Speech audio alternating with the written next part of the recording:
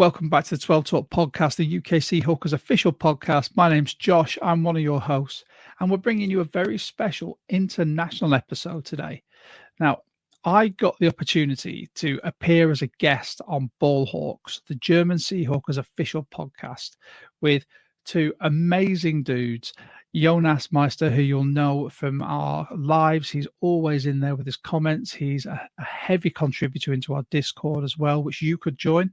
The link is down below in the description, and it's totally free. The Seahawks from around the world in there. And Pascal, who I had the great pleasure of having beers with in London last year, and he likes to bring up something that I discussed after a couple of pints. But I will caveat this by saying I did justify what I said. But we talked all things Seahawks 2024. We discussed some positives, some negatives. We also discussed how they're going to improve in 2025 and what they will look like in 2 years' time. It was an amazing conversation, and these guys are so cool. Pascal will be on our pod as well, live on Friday the 7th. So make sure you tune into that. If you haven't already, by all means, you can like, subscribe, hit the notification bell if you're on audio on YouTube. We're also on all your favorite podcasting apps, and we'd love to have you join our ever-growing community. But should we just get into this? Let's hit that theme music.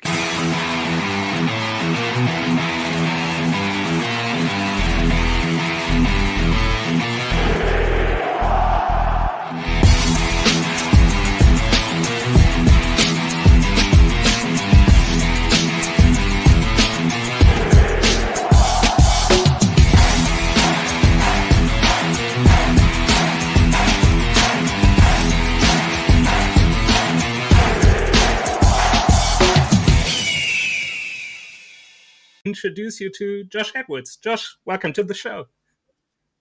Oh, boys, moin moin. Thanks so much for having me on. This is a long time coming, and it was great having beers with you two in London as well. I just wish it could have been for a longer time because, yeah, it seems to be cut short. And I know Pascal's going to throw something back at me that I said to him whilst we were in London. It's coming up. He pointed it out to me and said, "Yeah, did you send it to Josh and say, yeah, I want to talk about that." And yeah, I'll caveat it, so it's fine. But no, guys, thank you so much for having me on. It's an absolute pleasure. As someone who spent a considerable amount of time living in Germany and getting to know you guys, I really appreciate this. Yeah, awesome. And it's I'd like to say it's official Seahawks business because you're actually doing our equivalent over in the UK. So we are the official podcast of the German Seahawks, and you are the host of the podcast, the official podcast of the UK Seahawks. So without further ado, again, what do you do? Where can people find you? And how did you come here? Yeah, thanks. Thanks for giving me the time to sort of tell people. So my name's Josh. I'm the co-host of the 12 Talk podcast. We're the UK Seahawks official podcast. We've been going since the off season, and we were invited by the UK Seahawks to be their official pod. We are all over social media. You can find us at 12 Talk Pod on X, Insta, Facebook. We have a Discord as well, which Jonas is a massively important contributor to. And yeah, you can find us on YouTube, all of your audio platforms, I guess. But yeah, this is a treat for me to be on someone else's podcast. I'm looking forward to doing this. Yeah, usually it's me coming on your podcast. You're talking about us, so you're not doing it alone, right? And I'd just like to shout out my co-host Mitch as well. In case I forgot, he's the stats man on our pod. He will give every bit of stat that you need, and he's also our draft guru. So in our Discord, there's a lot of that chat going on at the moment. Awesome, yeah. So I can really recommend it if you want to go into the Seahawks business during the season, during the off season. It's a treat being with Mitch and Josh. They have awesome guests on as well. So if you want to hop over there, feel free to. We're linking your YouTube and Instagram and stuff like that in the description, so people can find you. And really happy that you're here. And as I talked about it, where we're going to talking about the Seahawks. I call the episode 12's Talk Ballhawks, just a little mashup of our a bit of wordplay. So actually we got and I don't know where I got this theme from, but we each have 4 points we'd like to talk about. So 12 in general. 12 yeah. Wow. I just I wanted to mix it up, just not having the usual season review and talking about from week 1 to 10 and the bye week and stuff like that. So we're going to mix it up a bit. And as I alluded to in the German part of the pod, we're each having 4 points we're going to talk about. We're going to throw in here. The first is the most positive development of the Seahawks 2024 season. The second is the most negative development of the season. The third one is what do the Seahawks need to do in 2025 to get better? And the fourth is where do we see the Seahawks for like 2 years from now? So as you're our guest, without any further ado, we're going to have your first point, which we're gonna look into. Just tell us why you decided for it, and then we'll just do a bit of back and forth. And so your most positive development of the last season for the Seahawks. So I wanted to go away from what we tend to discuss on these Seahawks pods, and for me it was the emergence of the running back 2 and 3 position with Charbonnet and McIntosh when Ken Walker was down. Ken didn't have a lot of success in the gap scheme that we were running, and I think he ad-libs quite a lot where he tries to find more than what's there. Doesn't just take the blocks and the gaps that are there. Whereas Charbonnet and McIntosh just took what was offered to them every single time, and Charbonnet ripped off some huge runs. I mean, he was the top rushing touchdown scorer with 8, and then K9 had 7, which I think says a lot. It was a huge development for me, especially when the offense itself didn't really have an identity, and everyone thought when K9 went down. There's been a lot of things said about Charbonnet. Why did we waste a second round pick on him? And I think he proves every time he has game time, he proves why you spend a second round pick, because he's a fantastic change of pace back. He will take it straight up the A or B gap. He will follow his blockers and just make a nice quick cut, and he'll make you the yards that you need. And I've been really impressed with him. I've been a Kenny McIntosh believer as well since his time in college. And when we picked him up in the 7th round, I was dancing. I really like that pick too, yeah. I thought it was an outstanding pick. He dropped so far just due to having an awful combine. And obviously scouts didn't look at his tape in Georgia. They just went, nice. His combine means everything, but we're all no different. And he's really started to prove himself as well. It means that we've got a plan A, B, and C when it comes to running back. And you spoke about Kubiak earlier, where he's going to be running more of the zone run scheme with a lot more of the outside runs. That will really fit Ken Walker. But when you've then got McIntosh, who proved he can be a gap zone or receiving running back, you've got Charbonnet, who goes well up the gap, and he's a receiving threat. I think we've got a 3-headed monster there, and it really excited me to see the development this year. Yeah, I was thinking the same, and I was also a little bit surprised to see Charbonnet really evolve into that role, because obviously when he, I think, came out of college, he had some problems with really seeing the running lanes and going and finding the right gap, especially because he's not really a downhill runner like K9. So I was really surprised that he is now finding the lanes, especially with that offensive line. But I think that's a topic we will touch later. The hot topic on everyone's lips. So as you said, I think especially with that new offense, maybe, and that new system, which is really going into the Sean McVay and the Kyle Shanahan direction with this zone blocking, white zone, stuff.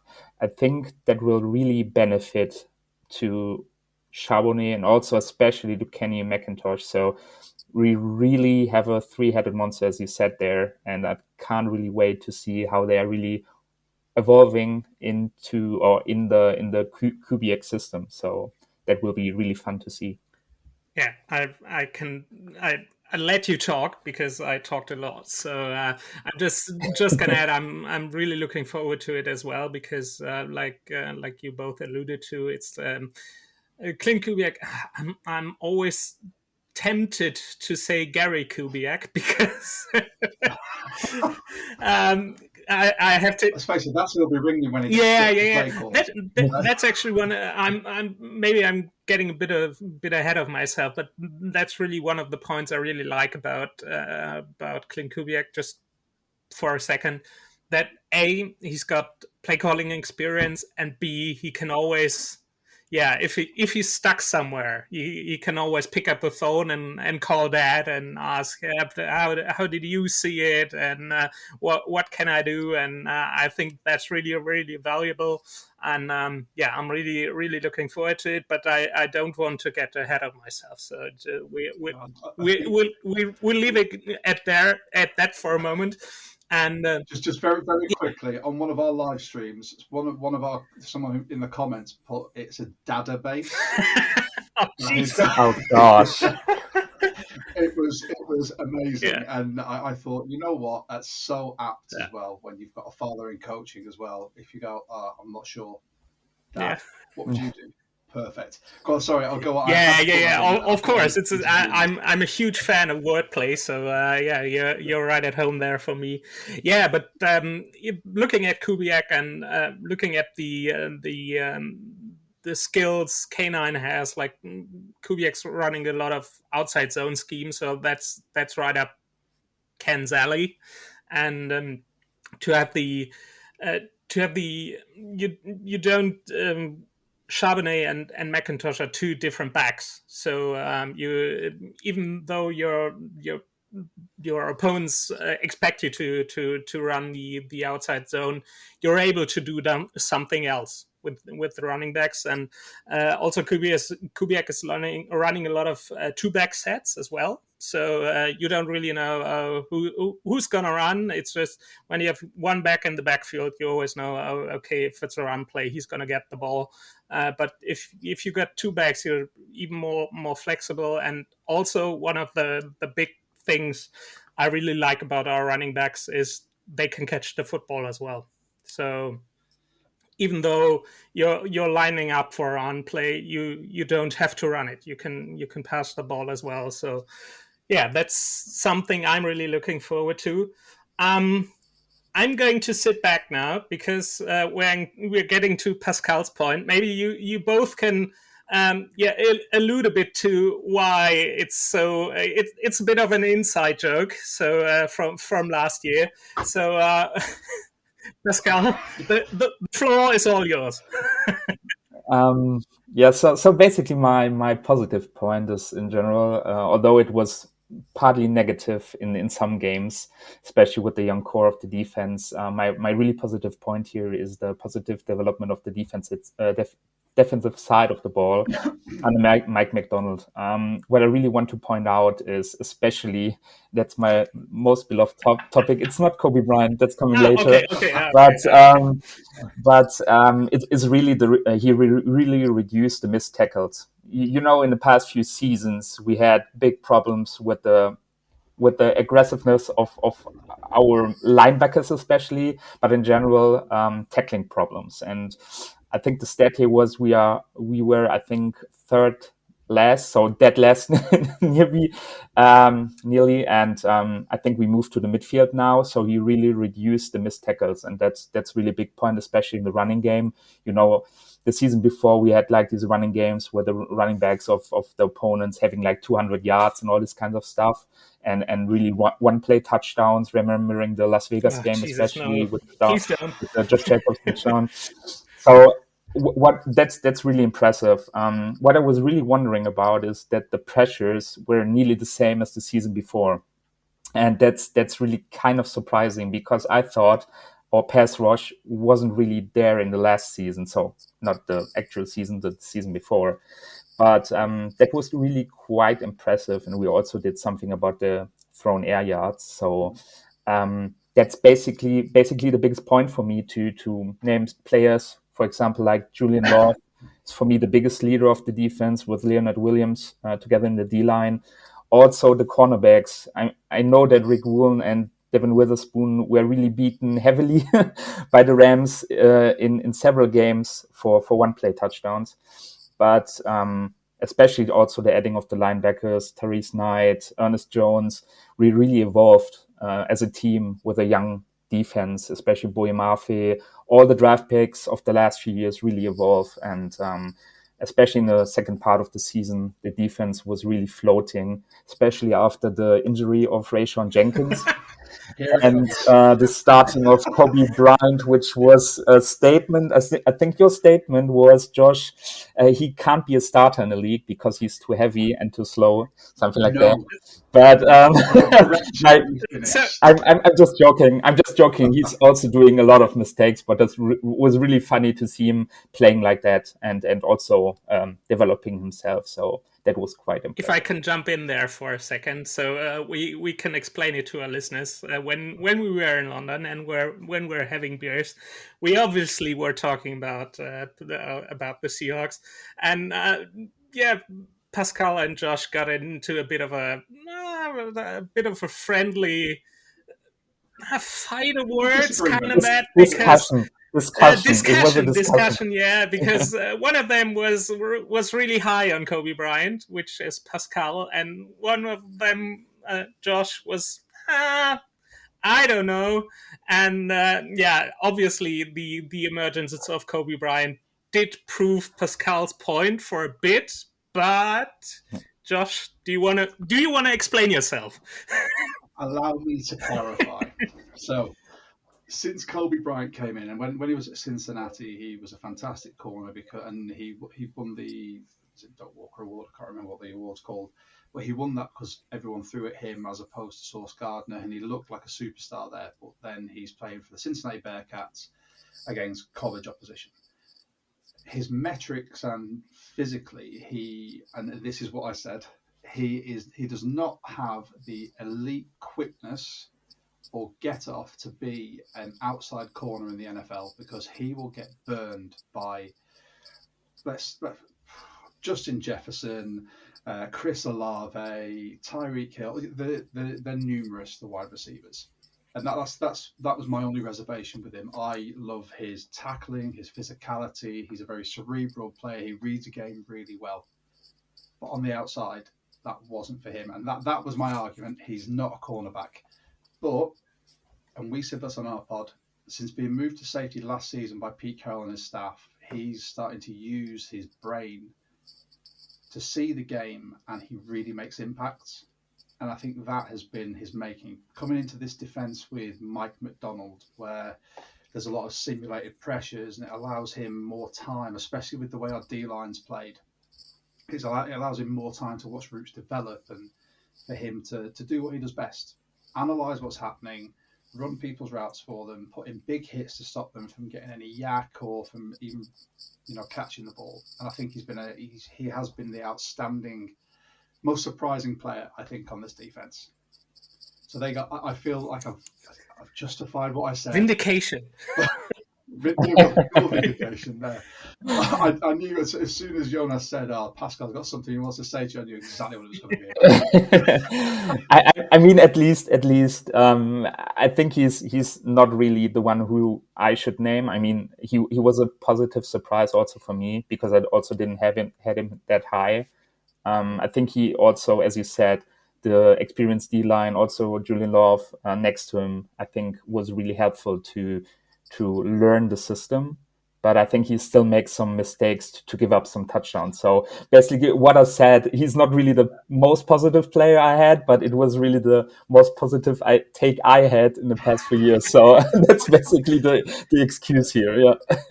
Like I said, I think that D-line evolves. Like you said, this whole team, the defense evolved throughout the season. And I think since the bye week, Matt got them really humming. The addition of Ernest Jones, bringing in Tyrese Knight to play alongside him, I think he was fantastic for a 4th-round draft pick. You then look at the fact Chenna was out and we were rolling out Derek Hall and Mafe on the edges. I love Derek Hall, everything he brings, his speed to power, and then his power to speed. I think he's just fantastic.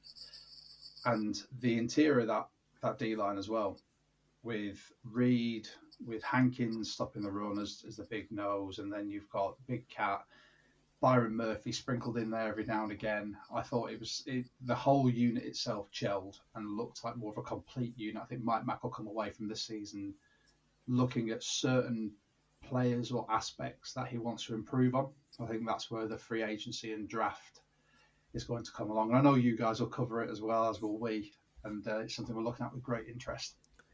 Yeah, most definitely. You said a lot, and it's the thing we were all looking forward to how it would develop, and why the Seahawks got rid of Pete Carroll in the first place, because Pete Carroll's thing was the defense, and if you look at the last couple of years, the defense just kept declining, and at this point last year.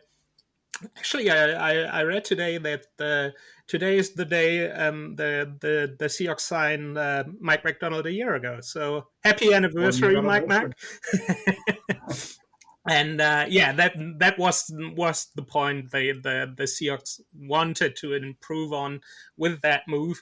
And looking back at the season, they did that. It took some time. But at the end of the season, the Seahawks got I think, borderline top 10 unit in all metrics pretty much. And you don't have to be a top 5 defense to win the Super Bowl or to become a contender. If you're in that top 10 range, it's totally fine for me. The offense has to catch up, because if you got a bottom offense and a top 10 defense, it won't really work, as we've seen this season. But we're hopeful towards that. And actually, talking about Mike McDonald, my most positive development actually is Mike McDonald, because at the end of at the beginning of the season, everybody was kind of questioning how is he going to fit in this head coach role, because he's never really been a head coach before. So he's an awesome defensive coordinator. We've seen that in Baltimore, but being the head coach involves so much more than just calling the plays on defense and getting your boys together. It's just getting the locker room to gel, just front office stuff as well. It's just media, and even the offense in games like we've seen a couple of years ago with Nathaniel Hackett being the first time head coach at the Broncos, and having that awful game against the Seahawks in week 1, the first game with Russell Wilson as a Denver Bronco. Looking back at these just ridiculous time management at the end of the game. It's just everything has to be on the head coach. Yeah, he's got his guys in his ear on the headset and stuff like that, but ultimately it's all his decisions. Even though John Schneider is the general manager, and somehow he's described as his boss, and there's a different relationship than there was between Pete Carroll and Mike McDonald, John Schneider. John Schneider has been promoted, as he's got the last word. But looking at the season, you kind of know how Mike McDonald just grew into his job. Like at the beginning, he was very under the radar. He in interviews, in media, you really saw that it wasn't his thing. But as you, it's really fun. You had him mic'd up in training camp. And I remember a conversation with Julian Love he had on the mic, and Mike McDonald said, "I don't know what I'm doing, and nobody wants to hear the stuff I'm talking about." Uh, and looking back at the season, like the really the big thing for me is when he inserted himself to this front office role as well, taking care of his roster, managing the roster. He'd like to have it. The linebacker stuff, getting rid of Jerome Baker and Tyrell Dodson. I think even though we don't know how it really happened, because Mike McDonald's is the linebacker guy, I'm pretty sure that it was his call, that he said, just, John, this isn't working for me. We got to change it up. And he made that decision, and John agreed. He greenlighted it. And then when you look at his end of season press conference, it's light years difference from his introductory press conference. So it's a really good thing to see, and I think we got a good one there in a head coach. Yeah, I completely agree. Like I said, he evolved as a head coach as well, from the start of the season where he wasn't too sure of himself to the end of the season where he, like I said, he made the big calls of getting rid of Baker and Dodson, brought in Ernest Jones, who he looked at and said, that's a guy that I need in my system. And then the biggest call at the end, where after one season, getting rid of Ryan Grubb. Yeah. It shows that he's become more confident in the coach he is, the system he wants to build, the culture he wants to build as well. I think it's been a breath of fresh air for a lot of players in this Seahawks team, and just the franchise in general. Because it's all well and good being all rah rah and Pete Carroll, but the league's moved on from being a great hype man and being a manager of people. You need to actually be analytical. You need to know what you're doing. You need to evolve with the times. I think that's what we've got now. Yeah, I also think the same. I was actually surprised in the last game. He was jumping around the sideline and having emotional chats with the players. And I think in the first few games, I really noticed that he was like not really like a real robot, but he was standing there like a frozen statue or whatever. And in the last few games, he was really growing up in his role and really jumping around, partying together after interceptions or touchdowns with the players. So moving a little bit from the more analytic role also to team head coach at the end. Yeah, but yeah, that's a perfect description. He was really enjoying his role, and that's really great to see, especially as a fan also. Now we talked a lot about good stuff, but even though the Seahawks were the only team in the NFL with a 10-7 record, I just have to remember the stuff with the new schedule. 10-7 record. The Seahawks went 1-7 on the road and lost the other 6 games at home and won 3. That's speaks about it that this season really it wasn't a rebuilding season, but it was they sort of recalibrated themselves. And with that, there were some really disappointing stuff. And Josh, you're going with the big one there. Well, I mentioned Ryan Grubb, and as a sports coach myself, I've said this on our pod through the year. I said it takes more than a year to have things bed in. You'd hope, and Pascal as a sportsman, if anything is introduced at the start of a season, by midway through that season, you should have an identity. You should know what's going on at the bare minimum. Ryan Grubb didn't. Ryan Grubb seemed to ignore everything Mike Mack wanted. Where Mike Mack said we want a complementary team, where the offense, the defense play the same mentality. Mike Mack said we want to be heavy on the running game. Ryan Grubb seemed to, after every meeting, go, yeah, and then just go, I'll just do my own thing. Passing, let's just pass everything. And it didn't work. We didn't have the O-line, which is obviously something we'll come on to multiple times. But he didn't have the O-line to give Geno the protection for a lot of the passing plays. He didn't have the foresight to see what was happening. He couldn't actually sequence plays as well. There was nothing that set up the next play or the next drive. It was just first down, we'll throw it. Second down, we'll throw it again and see what happens there. Like he was constantly testing the defense, but these are professional defenses. You can't just keep testing. You need to go in with your game plan, wear them down, and then you start exploiting the gaps. And that's when you start exploiting the busted coverages and you start leaning into your bag a bit more. And he just didn't do that. He was so headstrong in what he wanted to do that it was our downfall in so many games. An absolute lack of the run. When I said earlier about the emergence of RB2 and RB3, didn't lean on them. You had games where Charbonnet went off in the absence of Ken Walker. And the next game, 6 carries. Excellent. Well, what's the point? Where is the logic in that? There was none. I'm hoping Kubiak coming in with the Shanahan, in inverted commas, no, Bryce Coots will tell us it's not Shanahan, it goes further back than that.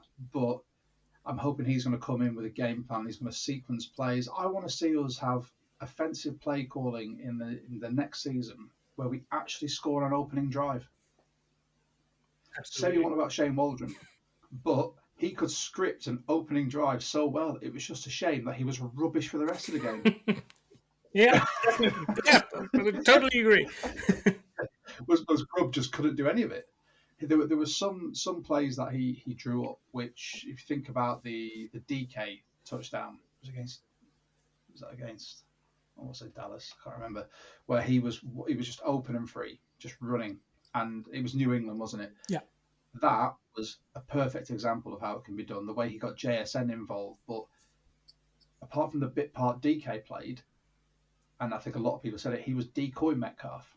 Yeah. You know, he was just used as a decoy runner. There was nothing to do with him, and everyone I think was on as spectators, as fans of the Seahawks, was screaming at our TVs, just saying, "Let DK have the ball." Didn't happen. I don't think he leaned on our playmakers enough. I don't think he understood what it took to win games at NFL level, and as a result, he's gone. So onwards and upwards. Yeah, Pascal is cheering. yes, Pascal. Yes. I'm really totally with you there. I can't really understand why Ryan Grubb was playing calls like that, but because as you said, we have like 3 to 4 great receivers. We have a tight end room. We have 3 really excellent running backs. Of course, some of them were hurt, but they came back. And one thing which I really couldn't understand, of course, offensive line is a big part of it, and we are talking about this later. But one thing, we couldn't really run in a formation under center anymore because the offensive line wasn't buying 1 or 2 seconds to be able to give Geno Smith the time to run back and hand the ball over to our running backs. That's why we were really running that heavily out of the gun formations. And as you said, we really had great calls also there. I can't really imagine in the past when we talk about Russell Wilson, another topic, but I think he never had a touchdown between the safeties or a throw between the safeties in a cover 2 defense. And Geno hit that multiple times this season. It was DK, it was JSN, it was also Tyler Lockett. He was consistently hitting the post routes into the cover 2 where we really had struggles with Wilson. And that's really a glimpse of what an offensive play caller or an offensive coordinator can do with this offense. Especially run game is another topic because you need an offensive line for that, obviously. But the passing game had really a glimpse of what we can do, especially also Geno. And he was hitting those cover 2 beaters consistently. And it was really a shame to not see that more often, or to see DK really decline in that season and see him more frustrated than ever before, because we know him, how emotional he can be and how many flags he can draw. But that was really a negative point for me, to see that we have this great plays drawn up, but really couldn't evolve. So yeah.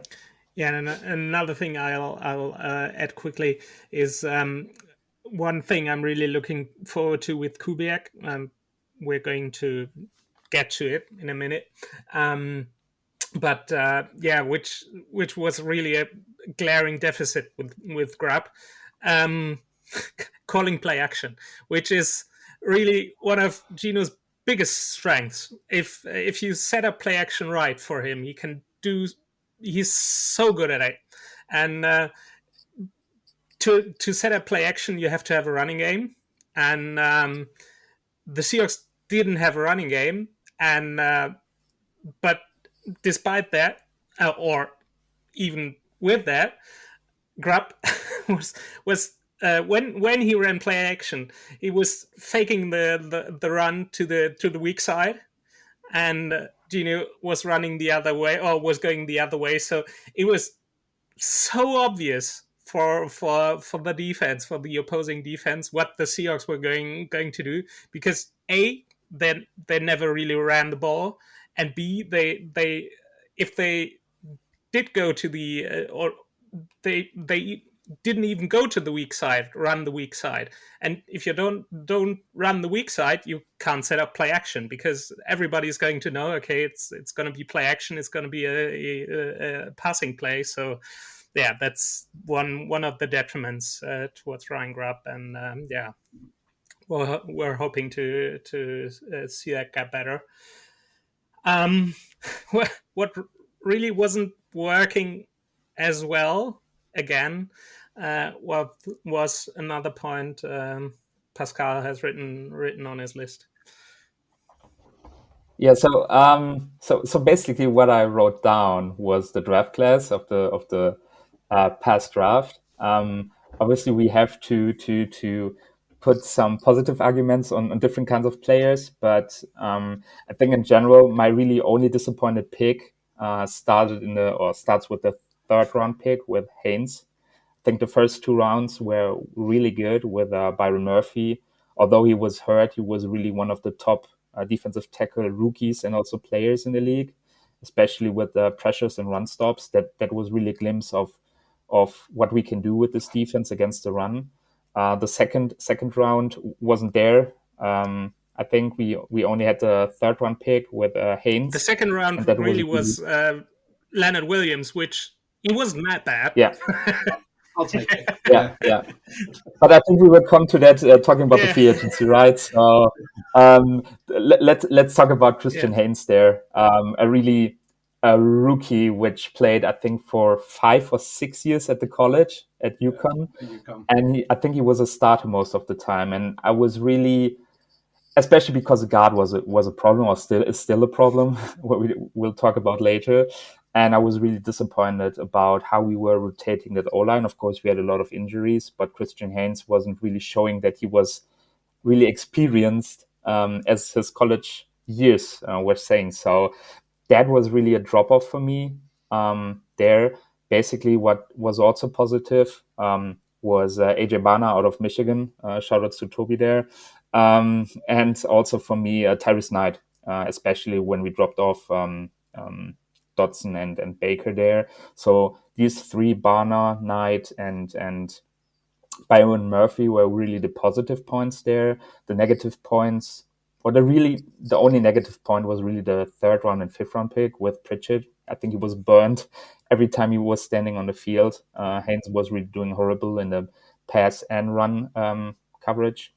And I think for the rest of the 6 round picks, we really got what we were really expecting. So I didn't really want to focus on 6 round picks, but I think we really should point a finger on the third round pick about Haynes, of what we spent there and what we got. So that's basically not really a negative point there, but partly negative, because I think it was more negative in the past compared to this draft. But I was really disappointed again how we dealt with the draft picks there. Yeah, I agree. I think the draft itself, this draft seems to be more squad players rather than legitimate starters.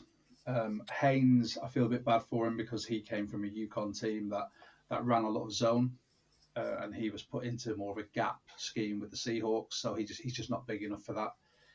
He's fleet of foot. He can get outside. He's a fantastic pulling guard, but he was just seemed to be over his head. And that's where sort of Lemaya came in because he's got a bit more like brute strength, even though he's a bit smaller. I completely agree with you with Barner and Knight, Pritchard, and what was his DJ James. DJ James, There we go. Yeah, the Patriot. who he jettisoned straight away. And then you've got Mike Jarrell, who has got, and this is stats coming from Mitch, he had some of the best ever testing from a tackle at a combine, didn't he? Or a pro day, yeah. So he's got upside, a lot of upside there for a sixth rounder. Yeah. So I'll agree there wasn't a lot of impact. There was players that are good and will get a lot better when you look at your Knights, your Barners. I think Murphy, he's been a victim of Big Cat's success, because if Big Cat hadn't had the season he'd had, Murphy would have taken a lot of those snaps and had that impact or somewhere around there. But yeah, I completely agree. I think part of it as well is that was more Mike Mack telling Schneider, these are the type of players I want, without actually doing his own scouting. Schneider going to the Seahawks scouts and saying, we need this type of player, and then them creating that board. So I think this draft will see, Mike Mack picks, not just Schneider picks. Absolutely, I totally agree. And talking about the draft, and it's in the off season. You build your team through the draft and through free agency, which actually is going to be my point. And it's John Schneider's 2024 free agency. We talked about Leo Williams for a second. I don't consider him really a free agent just because he got extended. He was already on the Seahawks, so like external players coming in. And I wrote down a little list to underline my point. So the Seahawks, I might miss someone, but I think I got the most important ones on that list. So it's 11 players, and it starts with Tremaine Akram Jr. and Nick Harris, who both didn't make the roster.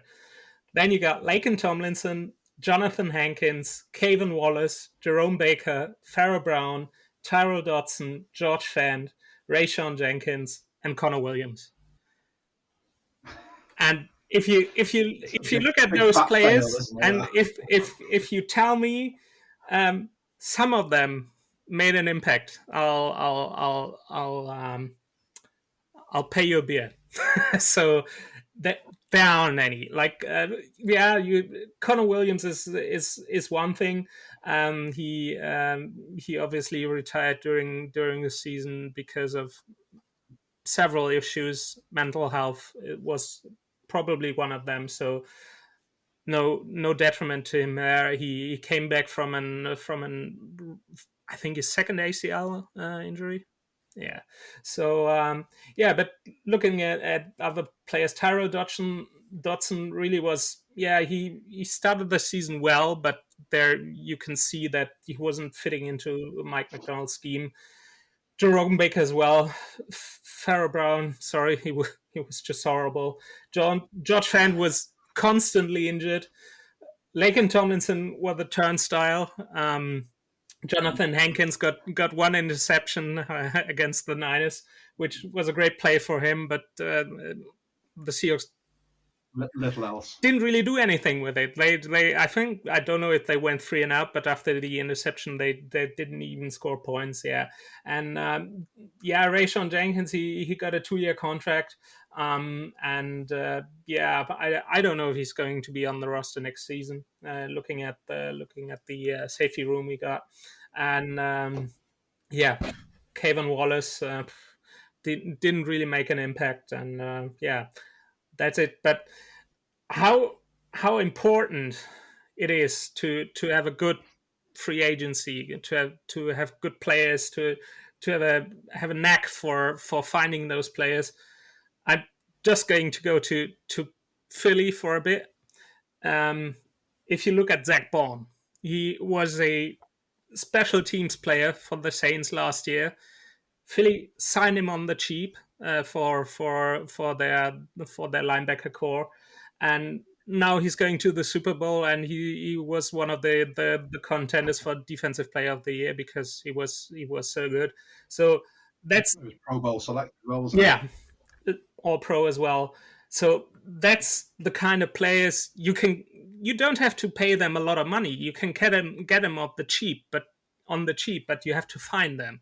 And I think John Schneider hasn't been able to do that this year or last year, and also in the seasons leading up to that. Free agency has always been terrible for us. We never hit in the first round of it.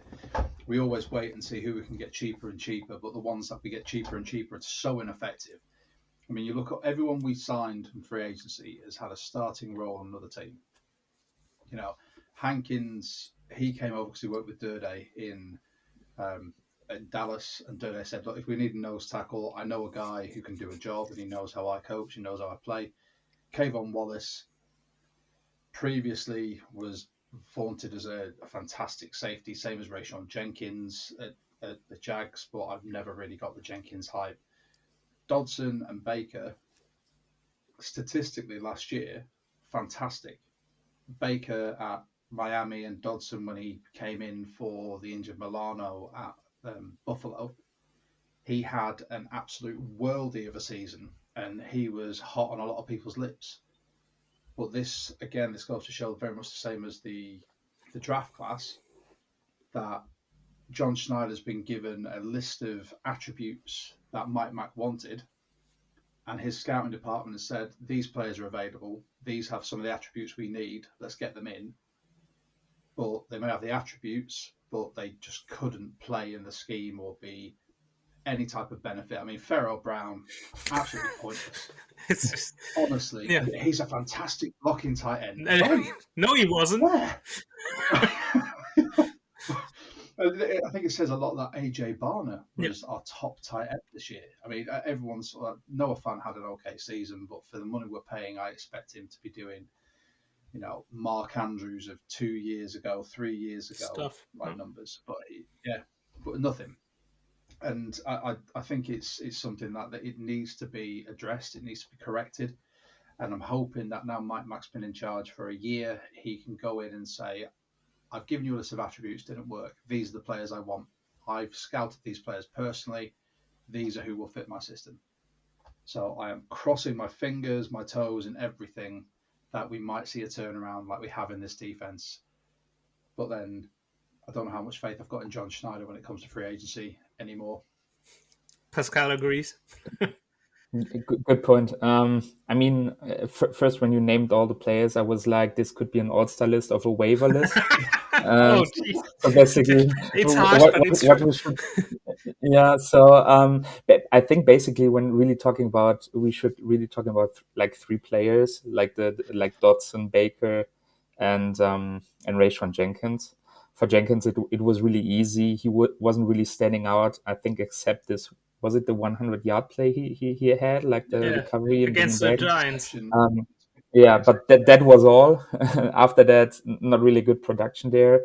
With the linebackers, I think what was really positive about the free agency was that they only got like 1-year contracts. So you really have not a dead cap for the next few years. So basically that was really a good decision. So when I should say something positive, that's the positive thing there. But as I said, none of them were really like, yeah, standing out. Especially Rayshon Jenkins. I think when you cut him right now, he also has like dead cap of like 2.5 million, but you can say 5 or something like that, or the other way around. But I think we really have a big opportunity there to show that we can do free agency in the future, especially with the new offensive coordinator there and the needs we have. But as you said, the hope is not really there, but I hope we can get a turnaround there for the next free agency, because I think all of us were really waiting or waited in the last free agency to get a Mike McDonald defensive guy over to Seattle. And then it was like, oh, he's going there, he's getting paid there. Yep. And at the end, we got like 1-year contracts of 2 middle linebackers. And at the end, we got a good trade with Ernest Jones, and we also got a good rookie linebacker. So maybe also the free agency helped us to evolve those I was going to guys. say that's the positive. So maybe that's a One-off free positive thing. agency. If I should really find something positive there, but at the end, Jonas, I'm totally with you. As I said, could be an all-star waivers list. Yeah. And so I really like that we like agree and can add to each other's points, and I think this underlines that we're really on the same page. And hoping for the best. Speaking of hope, we covered the season, which is gone next week with the Super Bowl ending. So we can look forward to 2025, and we talked about it a bit. And what do the Seahawks need to change to become better in 2025? And I think that's the biggest point of all. I think we all could have said it, but as Josh is our guest, I'd like to give you the floor here. Oh, thank you. I think it's we alluded to it earlier, and I think it's what everyone is wanting. Better protection for Geno and the run game. So that is just a better O line. I think we've got some good developmental pieces, depending on what Kubiak does.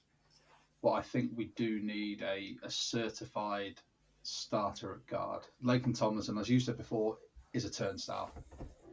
You know, he was a first round pick in a bygone era, and he's now a fantastic veteran and a leader, but he's not effective in game.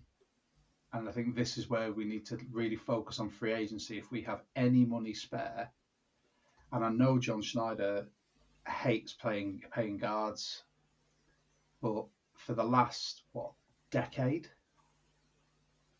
we've not paid guards, and that has been to the detriment of every single quarterback. Well, I say every single, the two that I've played. Russell Wilson, everyone goes, oh, he's a fantastic scrambler. He can extend plays. No, he's just running for his life. That's all it is. Geno has, everyone goes, oh, I didn't realize that Geno was so good moving out of the pocket and on the run. That's because he has to be. Otherwise, he is just going to get sacked. And this is where we need to really start investing in that, whether that's a high draft pick, whether that is, my personal preference would be a high draft pick and free agency, or we trade for someone. I think we need to start really looking, and this is where the fundamentals of building a team are. You build from the front back, and that's in offense and defense. Your quarterback is the most important player on the team. So you surround him by the second most important, which is his protection, that whole O-line. I think Olu has got the potential to be a good starter, especially with the way Kubiak plays his offense, where the center calls protections rather than the quarterback. And Olu is an extremely intelligent player who can do that, but he'll need time to bed in. It also means he's going to need guards either side of him that he can trust. So he's much the same as Connor Williams was doing, having to do his job as a center and being a guard. I think once we've got that, I think we've got our bookends sorted. We've got Charles Cross. They can either extend him or they can exercise his fifth year option. And then Abe Lucas, if he stays fit this year, you can extend him as well. And that's those sorts. It's just the interior of that O-line that needs to be addressed in order to give the 3 running backs that we mentioned earlier the protection and gaps to be able to run through. And it gives Gino or whoever might be a quarterback, I'll just sprinkle that in there, you don't know. Whoever could be our quarterback, the time to throw and let routes develop. Yeah, you're totally right there. So especially with the new offensive system, which will be maybe the same as the Saints played. I think the best of or rated offensive line players at the Saints are the guards and the center. So that really shows how important the system, if we're using the same system at the Seahawks, but I bet we will use the same.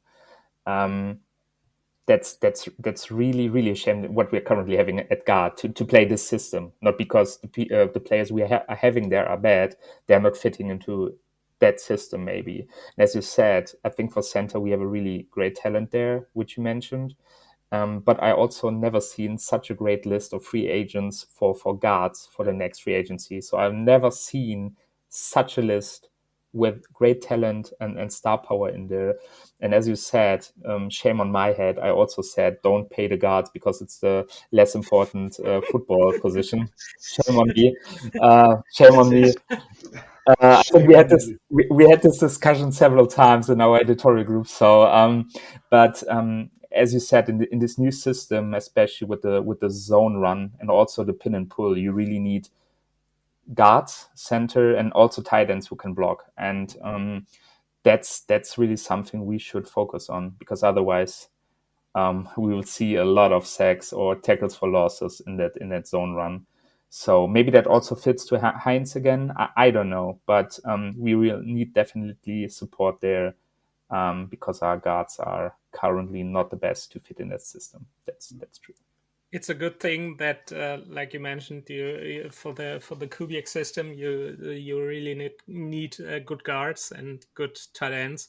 That's a really good tight end class. I read a couple of days ago. That's maybe the best tight end class in the draft since 2010, and there's really a lot of value in the O line. Like you don't even have to go to I'm not the really big draft guy like Mitch is. But I read myself into it a bit, and there's a lot of players who probably will be available, like even like how the quarterback class will fall. You might get a really good tight end in the first round. I don't know. It's not your biggest need, but if like someone like Colston Loveland or Tyler Warren is there, I think you have to run to the podium and get him. There's no real discussion there of trading back because they are so good. And also, like we said, the Seahawks found AJ Barner and Tyrese Knight in the third and fourth round, I think. Both Fourth, I guess. both in the fourth, yeah. So that's where you're going to pick up your value. And I think the O-line class is so deep that the Seahawks can really nail it there and get really good talent. They don't have to go into in the first round. They can, but they don't have to. So because the class is so good. So yeah, I'm looking forward to that and building on this offensive line thing. We finally come to not Gary, but Clint Kubiak. So, Pascal, you read yourself into this a bit, and I think you can tell our listeners a bit more about Clint Kubiak and what he's going to bring to the Seahawks. So I think we already talked a lot about different kinds of zone runs, and we need guards and we need centers and we need tight ends and all this kinds of stuff. What I really was focusing on is really changing the offensive philosophy, because as we also said, Ryan Grubb was really given a 1 year option to show what he can do in an NFL. Obviously, it didn't work out. So we now have a new offensive coordinator, which comes out of New Orleans, which also worked under a defensive focused head coach, and that's really quite good to see, because he has the same setup in Seattle now. Of course, there are some also other coaching positions which are currently empty, like the QB coach, like the offensive line coach, and other stuff. But basically, the offensive philosophy which the Saints run with Derek Carr, Chris Olave, and some other speedsters over there could really fit into the personnel of the Seahawks offense, not just wide receivers, also running backs, also tight ends, and hopefully also the offensive line, which would really stretch the field. Because as we said, this kind of wide zone run would really stretch the field also for play actions, and also deep shots, which Geno showed in the past season that he can really hit those deep shots consistently. When we are marking out the red zone interceptions, which you really try to force touchdowns. But and also, as you said, Jonas, at the beginning, he's often playing packages with 2 running backs, or running backs and 2 tight ends.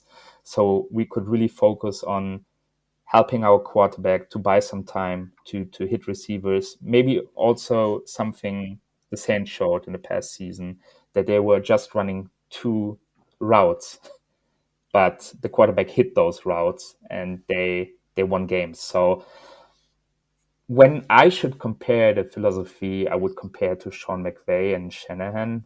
But I'm a young guy, so young more or less. But yeah, I know. But I would really compare it with a lot of motions, a lot of misdirections, a lot of play actions and deep shots. So that's basically what really awaits us in our own division. But we can really show and also help Geno with these kinds of motions before plays and reverse things to see how the defense will look like. And that will also open up our playbook to make it more efficiently, and not just calling pass on the first play, pass on the second play, maybe also using screens, which is a big element in the system, or other things, or end arounds or whatever. But we really have JSN for the middle, DK for the deep shots. I mean, he's not the biggest speedster, but there is really a lot of hope, and maybe that's something which will change in the next season to help us to evolve to a top 10 offense and bring us finally into the playoffs again. I don't know, but that's really my biggest hope, and I'm really positive there. But I can't really wait how you are seeing it, Josh and Jonas. The funny thing, if I can jump into there, is really quickly, I agree with it. The question is, which Shanahan? Because I know the world is small, but the NFL world is even smaller. Because if we talked about Gary Kubiak, Clint's father, who played and coached under not Kyle Shanahan but Mike Shanahan. So there's really a long lineage into that. Like Mike Shanahan implemented his style of offense. Gary Kubiak learned from him. Kyle Shanahan learned from Gary Kubiak, and Clint Kubiak learned from Kyle Shanahan. So there's a perfect circle there. So I think there's a long lineage, and Kubiak can call his dad if he's stuck. We alluded to it, and but Josh, I cut you off. No, you've not cut me off at all. I mean, I see this offense as. I was excited about the Grubb experiment to start with. I see I'm very reserved now on who we're going to bring in. I mean, Kubiak, when you look at the Saints at the start of this season, they were putting up 40 points, and their offense was so dynamic. They were getting the right players involved, the right protections. They looked brilliant. But I'm going to withhold judgment or predictions for now. I'm just going to hope that we balance it more, and I think that's why they've interviewed so many people, had second interviews, because they're looking for that right player that will work with Mike McDonald to really balance the game, especially with the run. And I'm hoping, looking at the players we've got, if we are going to play that zone run, then that will really lean into all three, and then it'll open up the pass as well for Geno. I don't want to say too much about the offense because I did it in the off season on our pod, and I just goes to show what I know, doesn't it? I was really bigging it up, but I'm hoping that it's just going to bring a bit more dynamism. There's going to be a bit more thought behind it. I hope it's going to be run a lot more in tandem with Mike Mack. I personally, as a sports coach, if I have a deficiency in my coaching, I look to another coach that has an efficiency in it. So if I'm an offensive play caller in the NFL and I don't know what I should be doing or how I should play something, I would go to a defensive-minded head coach and say, if you were running this, what would you be afraid of? And I'd hope that's what Kubiak could do. But yeah, I don't want to say too much on it because I'm going to dig myself a hole. All the German Seahawkers. So when I do eventually come and meet all you guys, they'll be going, that's the dude from the UK who was completely wrong about Kubiak. I can't really wait for your message at October this year to say I told you he's not that good. So can't wait for that message. But as you said, flexibility is I think the biggest point here, and I think the combination of those two hopefully will really work out because there are still some puzzle pieces which are missing. Offensive line. For me, also maybe a third receiver, depending on what happens with Tyler Lockett. And also, I think yeah, Lockett will retire. If we say we're going to trade him, I think he'll just retire because he's got his business in Seattle. His family seem quite settled there. If anything, he'll stay in Seattle and carry on with his real estate, or he'll move back to Kansas and be close to his family. But I think we are going to need another one. That's going to be a big thing in free agency or the draft, looking for a legitimate wide receiver 3. Yeah. So definitely puzzle pieces missing there. And as Jonas already said, the draft is a really good opportunity to really close those pieces together.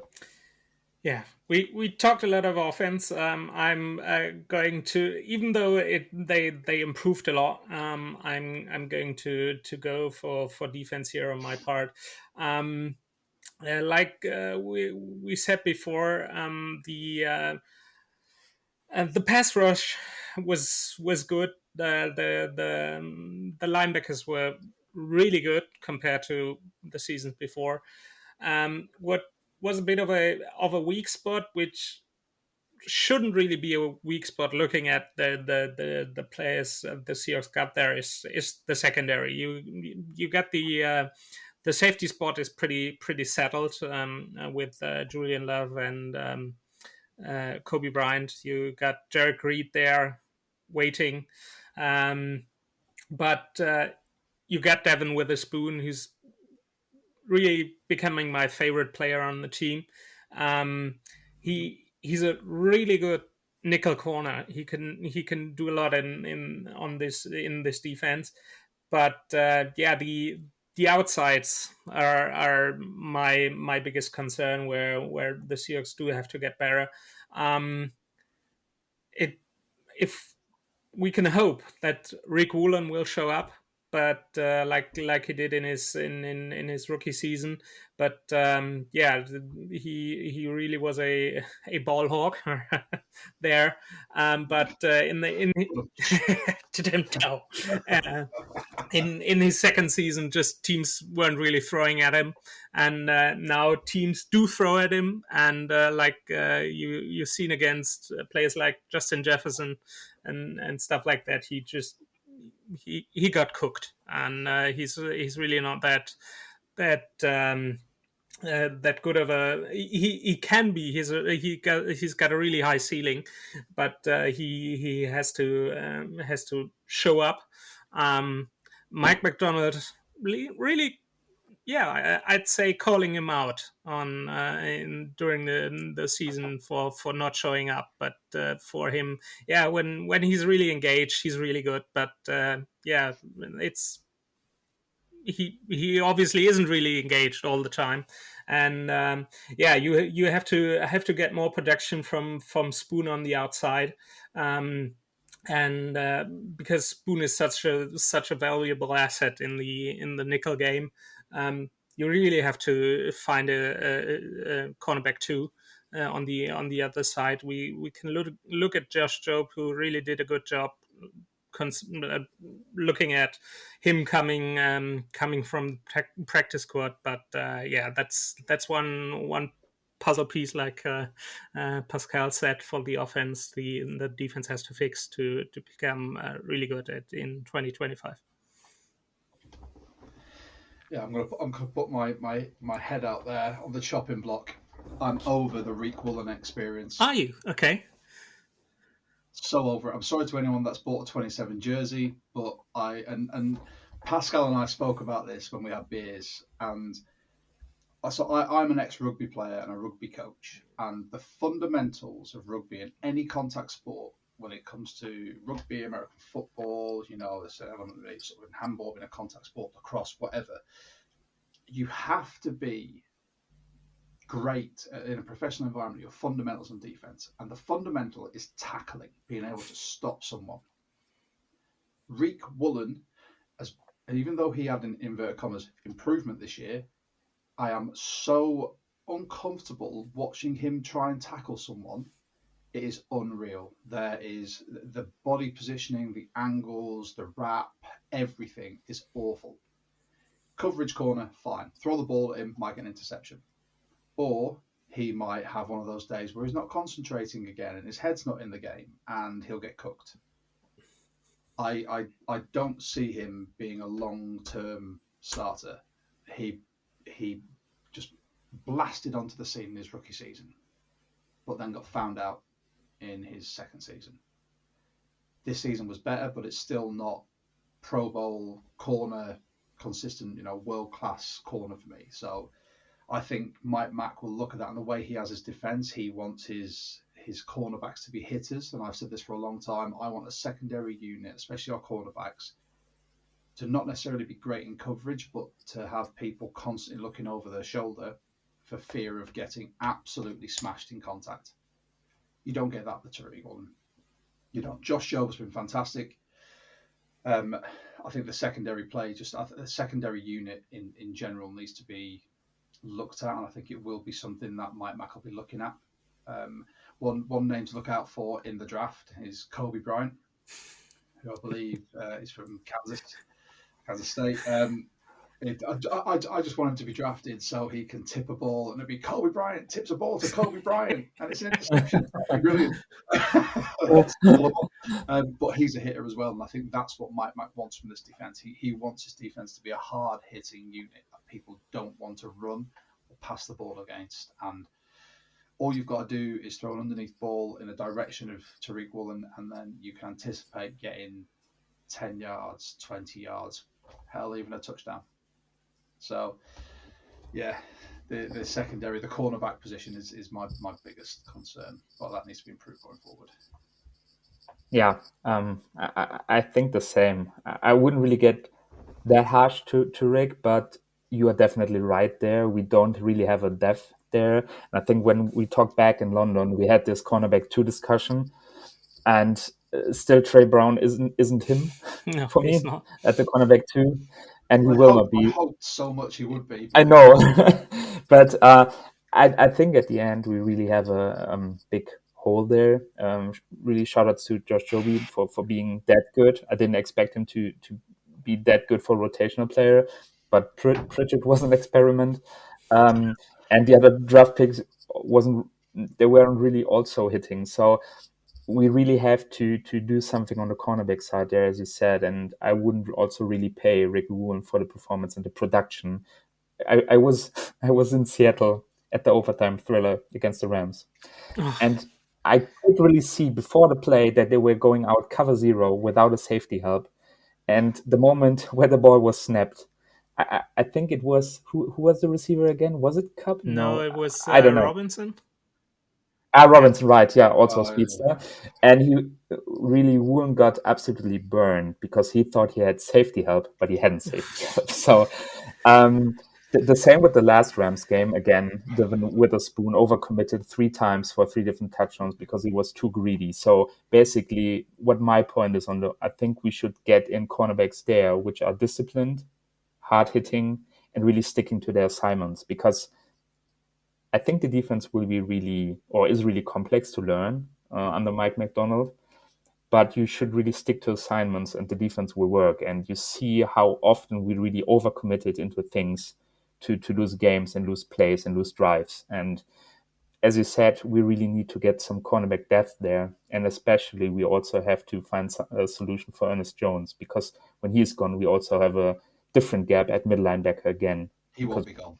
Yeah. He's Hopefully. priority one. He's Hopefully. priority one in free Hopefully. agency. Hopefully. Hopefully. Yeah, fingers crossed. I was really cheering the moment where I read that he's coming to the Seahawks. I think I was really preparing to buy a jersey. But as you said, I think cornerback is really the biggest room where we should improve. And as Jonas said, cornerback 2 is especially the biggest hole, which we're currently having. But in the future, we can also have a problem at cornerback 1. Yeah. Talking about the future, we already talked about the near future, but we're gonna talk about to close this whole thing off. Talk about a bit further into the future. So, where do we see the Seahawks in 2 years from now? Like considering the Super Bowl is coming up. Josh, what's your take on that? Where do you see the Seahawks in 2 years?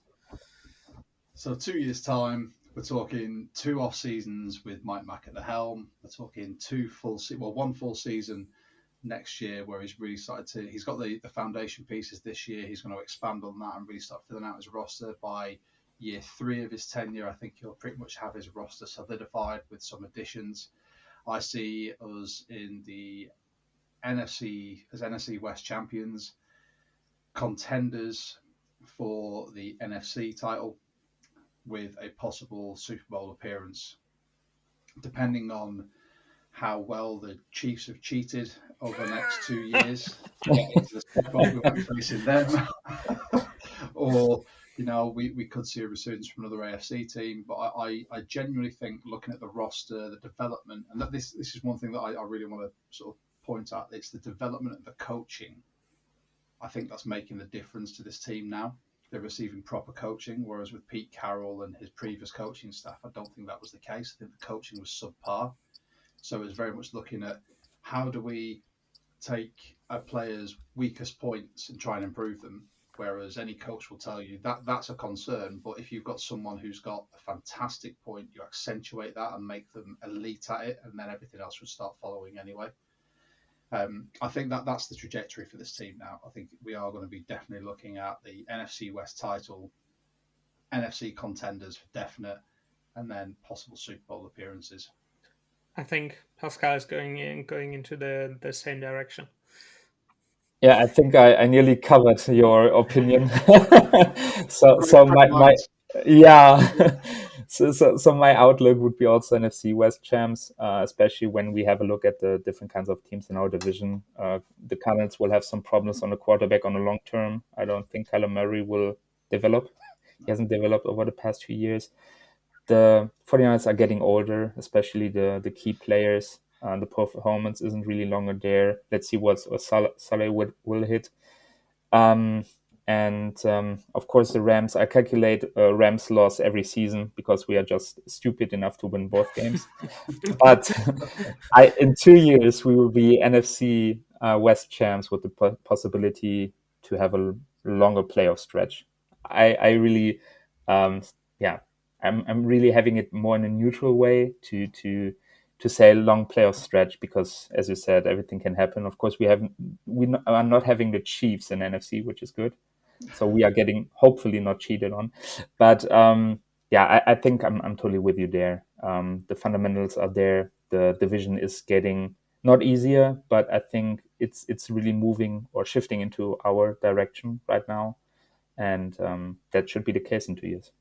But Jonas, how about you? What do you think about it? I'm also going into your direction. I think the NFC West is there for the taking.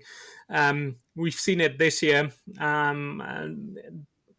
Considering the state of the 49ers, like you said, The Cardinals are the Cardinals. The Rams, sadly, are always the wild card. Today I listened to I think Brian Hammer's podcast, and or was it Dan Viens? I don't know, but he said that he's pretty fearful because they both been to the Senior Bowl. They covered the Senior Bowl this week. That the Rams will get Jackson Dart as their quarterback, and they're going to trade Matt Stafford. And I don't know if he said it like that, but I think Dan said he's almost scared to death that the Rams might take Dart because he's seen such a McVay guy, and if the Rams get a young quarterback, the Seahawks might be in trouble. But I do see with Mike McDonald and the pieces that are there. I do see the Seahawks as a playoff contender in the NFC. I wrote down fringe Super Bowl because it's so hard to get there. There's so many factors playing into that, like players being healthy and your opponents having a bad day. I think when you're getting to the NFC Championship game or even the divisional round. There's no guarantee that you're going to progress. And also one of the biggest things I'd have to say is that the Seahawks have to pull the trigger on a quarterback. I think Geno will be here. He will get extended. I think he's going to be there for 2 years because that's as long as he's got left in the tank. I think he's going to be 35 at the beginning of the season, so he's going to be 37 then. And yeah, because now you have the opportunity because Geno fits into the Kubiak system really well. He when Kubiak gets his thing together, Geno can be the game manager that he was in 2022.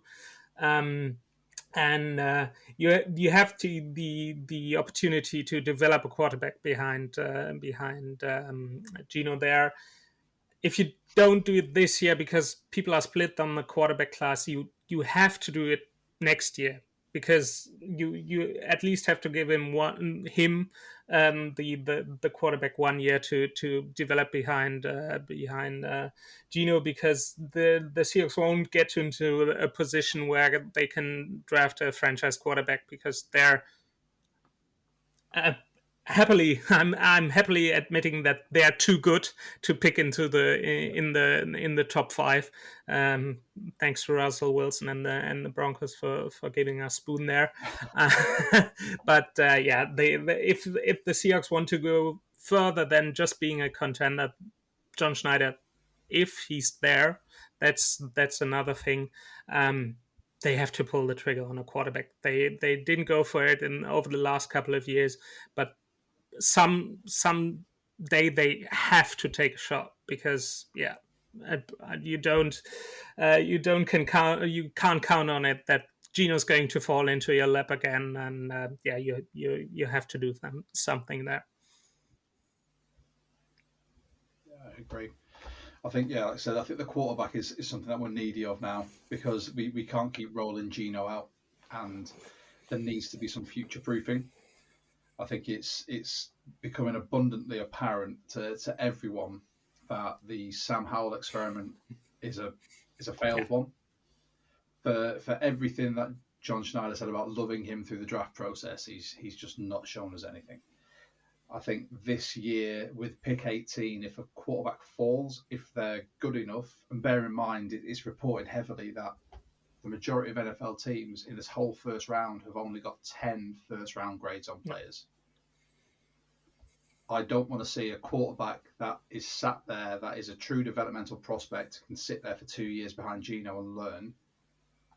We forego him to go, actually, let's take another edge. Let's take an interior D lineman. Let's take another one of these positions, because we keep doing that. We keep pulling them out the second round, and they're more than effective. Unless it's someone who is a consensus top 10 pick that's for some bizarre reason fallen, I'd like us to take a swing. A Jackson Dart you know, Jalen Milrow, someone like that can sit and develop. That'll be what I'd hope for. But I think everyone's going to have a lot of mock drafts coming up in an off season. So we've got to get you guys on to do mock drafts on our pod as well, because Mitch, I know, has been furiously doing his research on these prospects. Definitely. Is that an invitation? It's always an open invitation to you guys. UK Seahawkers, German Seahawkers together. Yeah, maybe we can do a mock draft episode together. I really like to. About that, like speaking of invitation, I do think that one of us is going to be on your show pretty soon, if I'm not mistaken. You are not mistaken. I think Mr. Pascal is going to come on. We need to firm up some dates and a time. We'll get that in the books, because we're looking forward to it. Obviously, Jonas, you've been on our pod a few times now. Like I said, you're a heavy contributor in our Discord, which we always thank you for, and on our lives. But having Pascal on will give it a different perspective. Because as much as you two sometimes do think alike, Pascal and I also have very friendly conversations about some disagreements. So I'm looking forward to it. And I'm pretty sure Mitch will be looking forward to it as well. So make sure you come on with stats, facts, and figures, my friend. So I'm getting into the calls really well prepared. You can bet on it. But I would really love to be there to talk about the Seahawks. So that's cool. Awesome. Cool to hear. Awesome.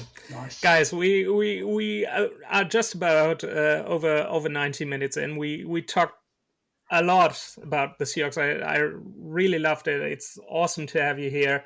But there's a lot to talk about. There's a lot of off season. I think has the off season officially started? I don't know. It's the off season is starting after the Super Bowl, or for us, but officially official. I think that starts after the Super Bowl, in my opinion. Once the NFL season is that's it, done. Whoever's been crowned, then it's the off season. And free agency starts March the 12th. Well, 12th, obviously.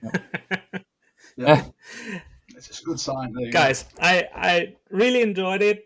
Thank you so much. Our guys, Toby, Max, and Henry are going to do an offensive recap next week or in the coming days. So you'll definitely hear the German Seahawks in Deutsch again soon.